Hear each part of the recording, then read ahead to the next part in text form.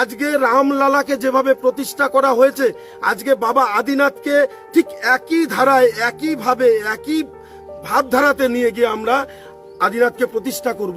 সম্প্রতি মালদার আদিনা মসজিদকে নিয়ে শুরু হয়েছে নতুন করে বিতর্ক। আর মন্দির কাকে বলে আর মসজিদ কাকে বলে আজকে আমরা ওখানে গিয়ে বুঝিয়ে দিব। কিছু হিন্দু সংগঠনের দাবি এই মসজিদ একসময় আদিনাথ শিব মন্দির ছিল এবং এর ভিত্তিতে আজকে সেখানে শিবলিঙ্গ স্থাপনের কাজ শুরু হয়।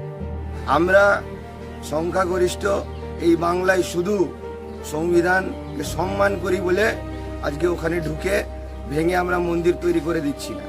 সংবিধানকে সম্মান করি বলে আজকে শুধু বাবাকে নিয়ে যাচ্ছি, বাবা আদিনাথকে। এই পরিস্থিতির মধ্যে প্রশাসন এবং এএসআই জানিয়েছে এই পরিস্থিতিতে কোনো রকম কোনো পূজা পাঠ মসজিদের ভিতর করা যাবে না। পশ্চিমবঙ্গের মালদা জেলায় পান্ডুয়ায় দাঁড়িয়ে আছে উপমহাদেশের অন্যতম বৃহৎ মধ্যযুগীয় স্থাপত্য আদিনা মসজিদ।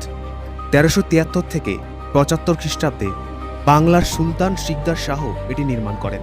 সে সময় স্বাধীন বাংলা সনাতনদের শক্তি ও সমৃদ্ধির প্রতীক হিসেবে এই বিশাল মসজিদ গড়ে ওঠে। বহু ঐতিহাসিকের মতে নির্মাণ কাজে প্রাচীন স্থাপনার কিছু পাথর পুনর্ব্যবহার করা হয়েছিল।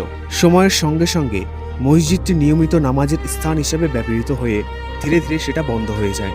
বর্তমানে এটি ভারতের প্রত্নতাত্ত্বিক জরিপ বিভাগ অর্থাৎ এএসআই এর সংরক্ষিত স্মৃতিস্তম্ভ এবং দেশের গুরুত্বপূর্ণ ঐতিহাসিক নির্দেশগুলোর একটি।